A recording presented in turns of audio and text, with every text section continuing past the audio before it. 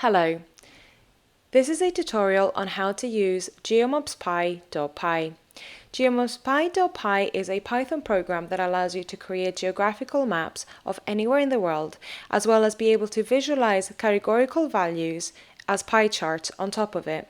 If you scroll down on the documentation, you can see examples of this, and we can see that we can have any plots that can be fairly simple all the way to something more embellished with more information.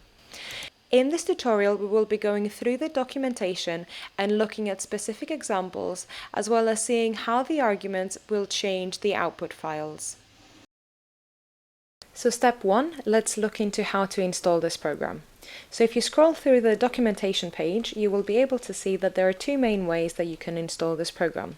You can install it manually through running this block of code, or alternatively, you can download this entire GitHub repository, which will not only include the codes that we will be running that are installed in this program, but it will also show you the specific examples that I'll be running throughout this tutorial. So for now, we're going to use this first piece of code to download the entire GitHub repository. However, later on, I will also be showing you how to fix dependency issues. But for now, as I said, we're just going to run this. So we're going to open a terminal window and run this, which will download this entire GitHub repository. Then we want to enter the directory that has created and run the next piece of code, which will create our dependencies.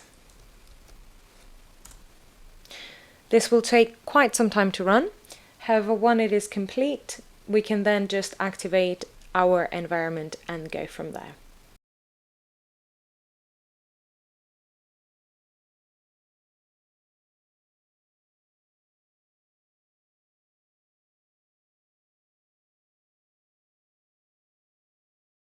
And this is complete now, so we can move on to the next piece of code, which is to, of course, activate the environment that we have just created.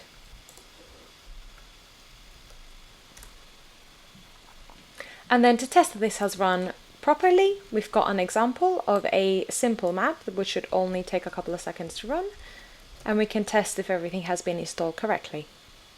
So we can see the loading bar is starting, which means that our program is in progress, and indeed you can see the result popping up there, which is the map that we are seeing. And as I said, this is a very simple version of what this program can do. It's just a simple example to show you what we can create very easily. We will be going through specific examples later on, but for now on we will continue with our installation. So continuing with installation, as I mentioned earlier, I will be showing you how to handle errors with your dependencies. So if we go back to the documentation and you scroll down to the installation section, you will see a caution note that has a block of code. So this is what we'll be running together right now. So if we can start by creating the environment where we will be putting our dependencies, and we open this into our terminal. This will take a few seconds to run.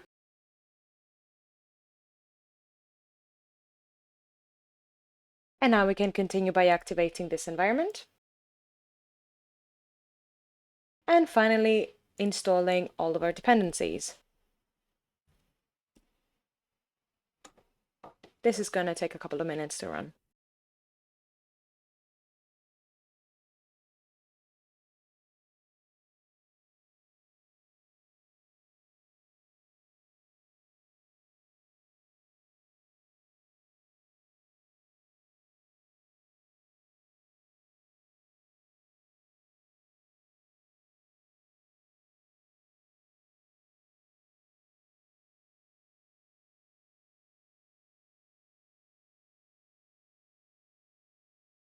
And now that the dependencies have all been fixed, we can go back to the documentation, scroll back down to how to download the repository, copy this line of code, and then once again install our GitHub repository to our computer, then enter that directory and go back down to the documentation to use the example to see if everything has been installed correctly. This might take a little bit longer to run, but it should be fairly streamlined. And just like this, we have our results. Moving on to the input files. The program requires two input files in order to run successfully. The first one is a shapefile.shp. The document will contain information on the geographical regions you wish to plot.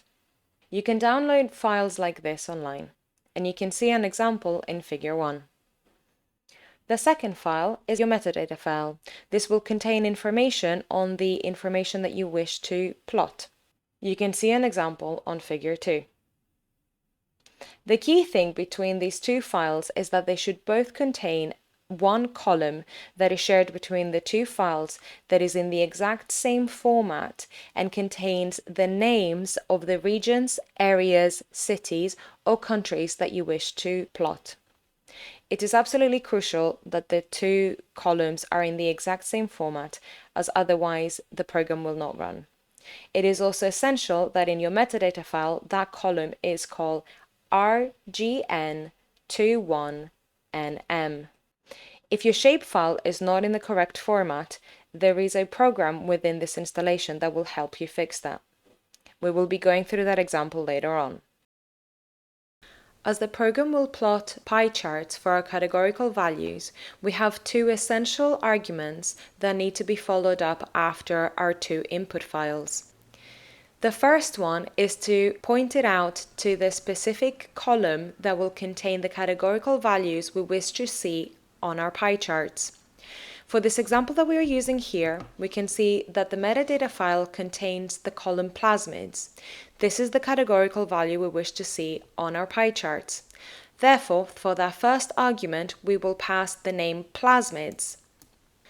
The second essential argument will be a dictionary that will link those values, the categorical ones, to the desired colors displayed for our pie charts. So as we can see in this example here, we are taking all the names of the different plasmids contained within this column and linking them to our desired color.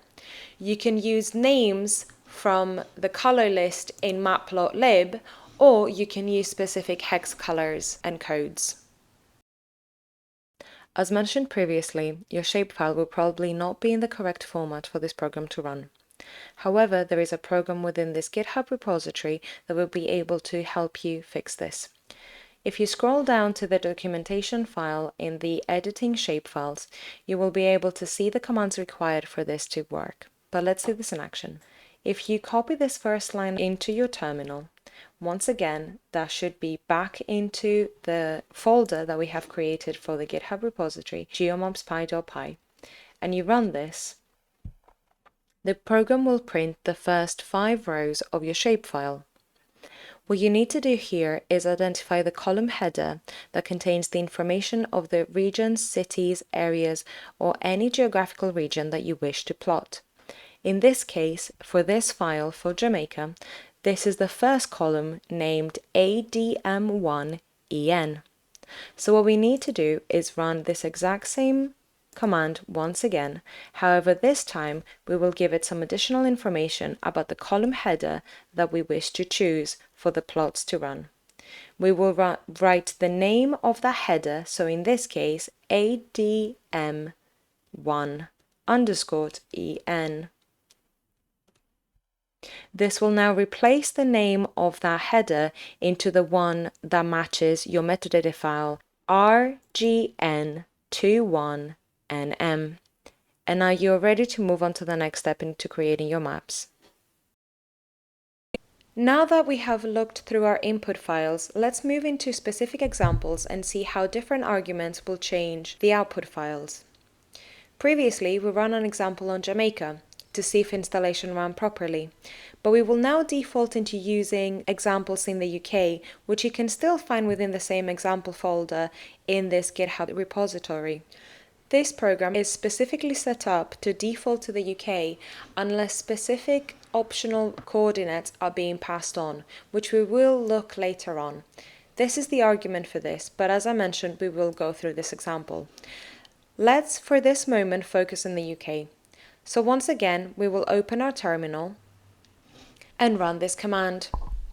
As we saw and discussed previously, we have the line for the program to run, then followed by the shapefile and the directory it's in, followed by the metadata file, the header for the column that will contain our categorical values that we wish to display in the pie charts, and finally the dictionary that contains the values of that column and the colors that we wish to see in our pie chart. So if we run this, this is only with the absolute mandatory arguments.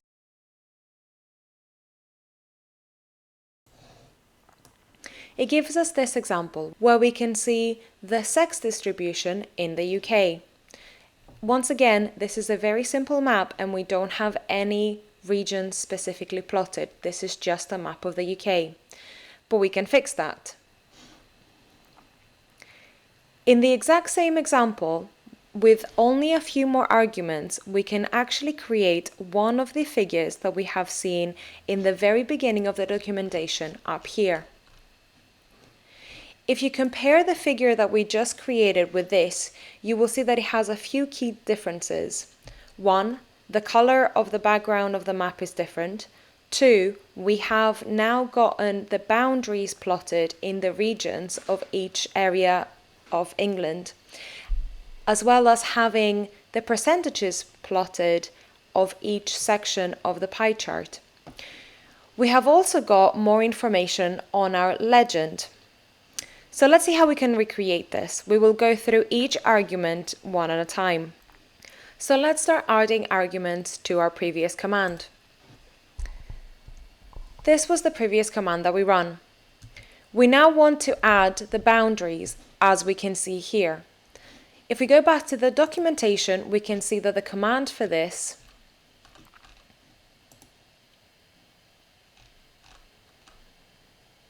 is called simple map boundaries. And we don't need to define it, we just need to pass it on. So if we run this, we can see that we now have the result of the boundaries being plotted.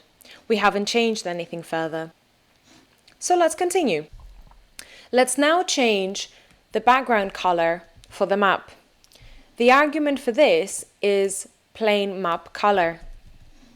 As I mentioned earlier, this can be defined by a specific hex color or by choosing a color from matplotlib. In order to match the figure at the very beginning of this documentation, we will change the color of the background of the map to steel blue.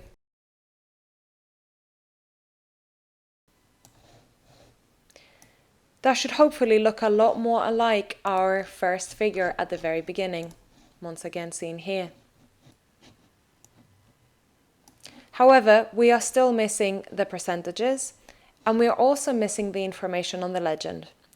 I would also like to point out that this is the display that we are getting as an output file. Every output is being saved as a document. I strongly advise to look into the figure created before making any changes, as when you do look into those files, the figures might look quite different.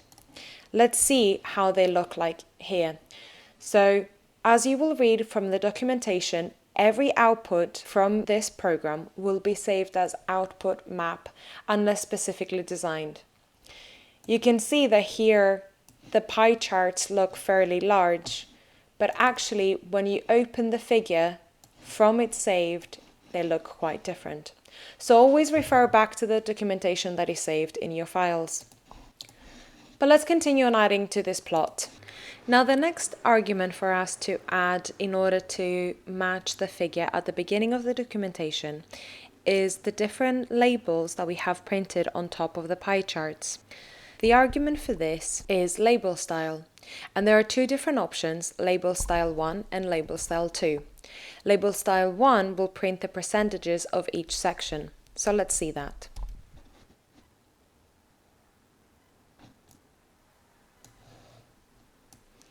Here are the results. So hopefully you can see that now the percentages are printed. Once again, do not be alarmed by the fact that some of these headers are overlapping. Make sure that you consult the documentation that is saved in the figure first before making any changes. Once again, if we consult the output file, you will see that the results look quite different and actually none of the percentages overlap. So this is now looking much more alike what we are seeing in our documentation page. but the legend is still not fixed. So let's go back and fix that.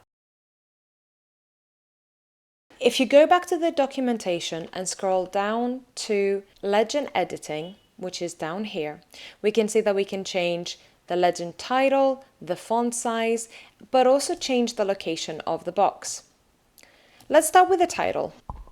Once again, all that we need to do is load the previous command and then add this argument.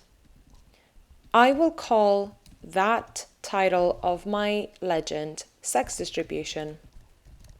So let's see what this looks like.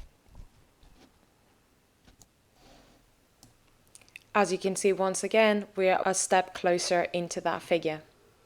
You can also adjust the font size of your legend, as seen here. But now let's move into something a little bit more tricky, which is to define where you want your legend box to sit within your figure. Now this is specifically made in the same format as within Matplotlib's legend, and you can read the specific specifications here. But we will look into an example now.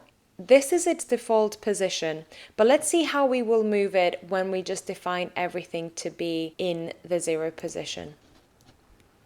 Once again, we gotta load the exact same command and then add the legend box. And this requires 4 numerical values. I'm just gonna say that I want all of them to be at a 0. Once again, refer back to the documentation to see the different positions that means. But let's run this and see how it changes. So as you can see, that looks significantly different. And then once again, if we open the document that has been saved, the legend sits at the very bottom left corner of the page. Let's see a different way. Referring to the documentation, let's say that I wish to change from the bottom left to the bottom right. I would change this value to 1. Let's see how that changes.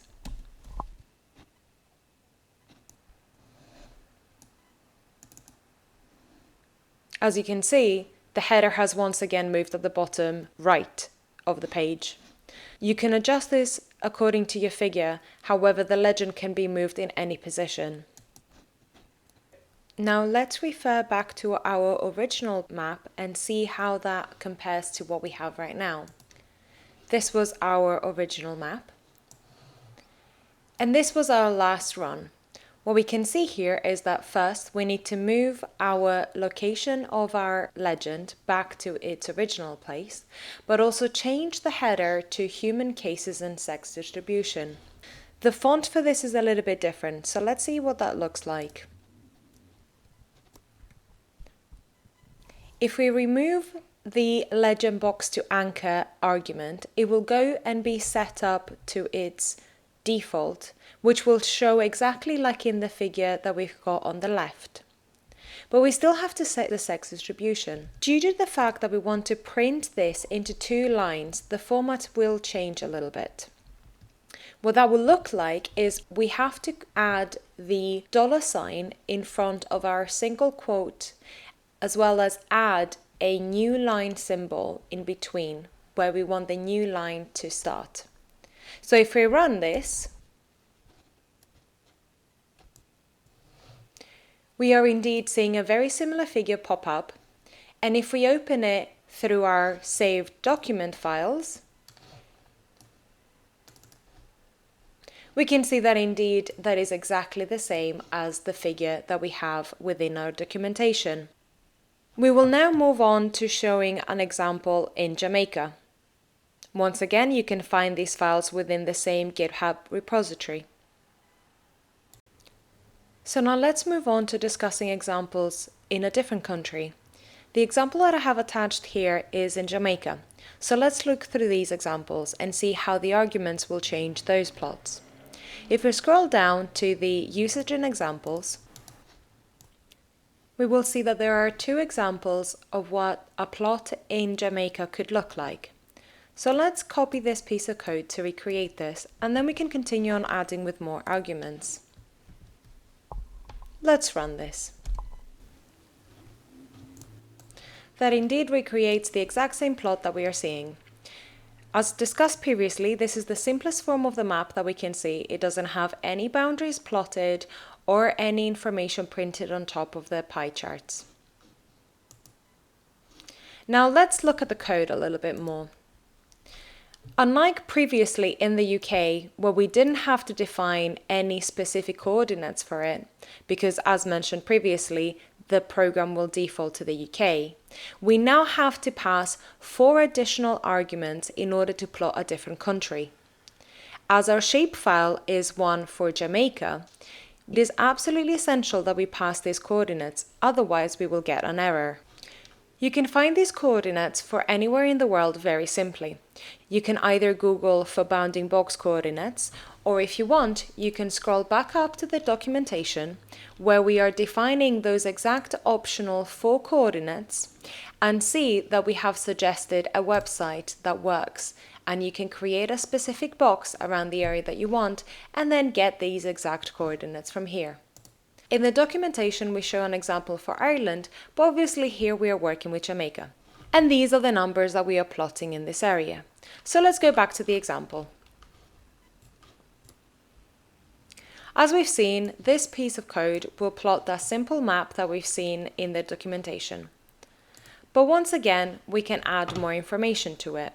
Let's add the exact same commands that we had before that we showed in the map of England. So that would be to include the boundaries, but also the text printed on top of the pie charts.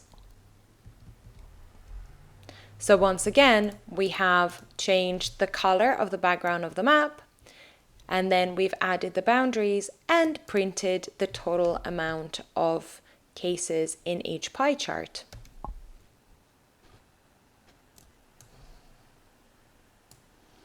There we can see that now the boundaries are plotted and we have the total amount of the pie charts. However, the pie charts are seeming a little bit small, so let's change that.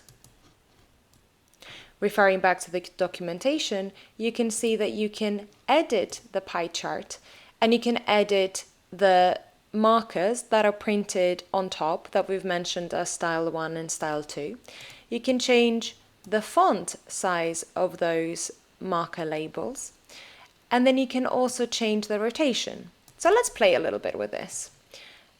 I will firstly change the font size of the markers that we have printed on top of each pie chart. So let's say that I want to change that to 20. This should be a quite drastic change. And as you can see, indeed, these are now printed in a much larger font. But now we can barely see the pie charts. So let's change the actual size of the pie charts. Once again, if you go down to the documentation in the pie editing, you will be able to see there is an argument called pie size. So let's add that. The suggested ranges can be seen in the documentation printed within the program. So hopefully now you can see that the pie charts are not only displaying a lot larger, but you can see the difference of the numbers in each area as much clearer. Now let's go back into changing the format of the markers that we have printed on top of the pie charts. If you change to style 1, you can actually change the rotation of those markers too. So pie rotation, which again referring to the documentation is the angle of rotation that you wish to display your markers. I will say that I want these at a 45 angle. And that indeed shows like this. Once again, I would not be too worried about the location of these percentages as they might look very different in the saved document. However, if you do want to change where the text sits, there is an argument for this. And that is, once again, if you refer to the documentation as the pie text lock. So let's see how this argument changes things. So this will change the location of your markers from the center point. So if I set them to 2.05, which means that they should be fairly close to the center of each pie chart, you should hopefully be able to see that the markers have now moved much closer to each pie chart center. Once again, please refer to the saved documentation first, as the results might look very different in the saved image. Now let's move into constructing a much more complex plot. That is to include background information on the map that will display as a heat map. For that, we need an extra column in your metadata file. If we scroll back up in the documentation where we had the example of a metadata file, you will see that we have an extra column that I did not go into detail previously, and it is not essential for the program to run. However, for this example, we will be using the column population, which is a numerical column that will give us the results that we wish for that heat map. As we can see in this example, we are showing again population density. So this is the numbers that are being plotted for this. The arguments for this, once again, if you scroll up, are set up here. So you need the name of the column that will contain that information, and also to set a color palette for that heat map. Let's see how that looks.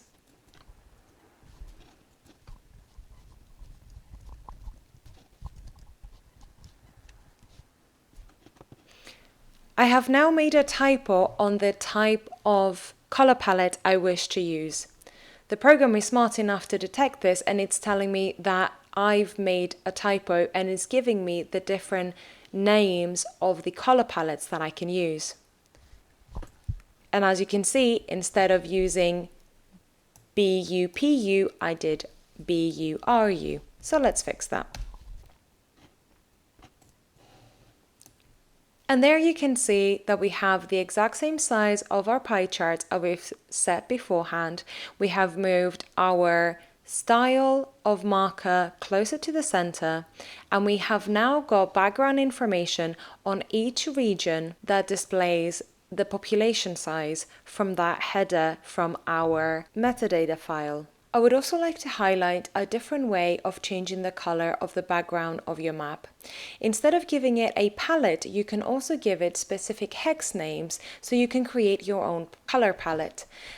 If you scroll back down to the examples in the documentation, you will see that I have done exactly this in this example. So let's run it and see what this looks like. If you see up here, in the color map argument, I have defined my own specific version of a color palette by giving it a hex color code and also a name from matplotlib. So let's see how that looks like. And you can indeed see that that runs really well. Now let's set header titles for the color bar, but also for the legend. Once again, if we refer back to the documentation, we can see that for color bar editing, we can change the title and the font size. Let's change the title.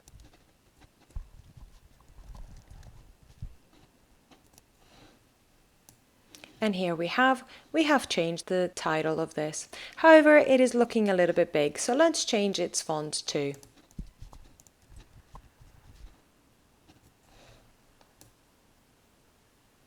I think this looks better, but you can adjust it as you see fit. Now let's change the legend like we did previously.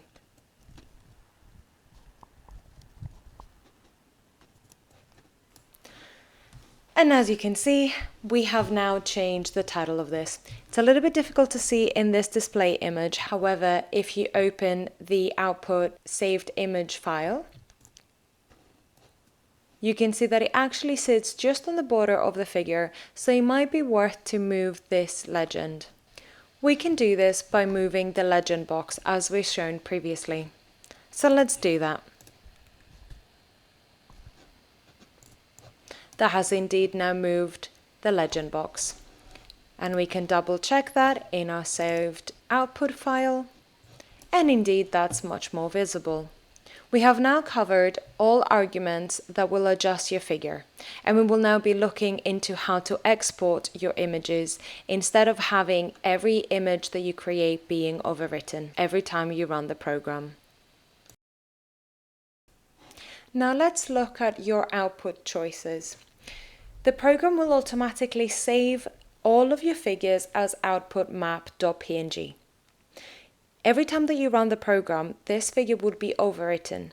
So if you want to save all of your outputs, you need to give them a different name. And you can also change the file format from a PNG to a JPEG to an SVG and a PDF. And you can of course change the resolution of your figures. So let's see what a command would look like in order for us to save every image separately. This is the code we ran earlier to create this figure. If we wanted to save it so it doesn't get overwritten, we need to give it the command's output file name prefix, and that is only going to be the name of the title of your file. You do not need to define the type of file. An example of this is the name Jamaica map. And if I indeed run this, and we go back to our folder, first of all, we can see that the program has run.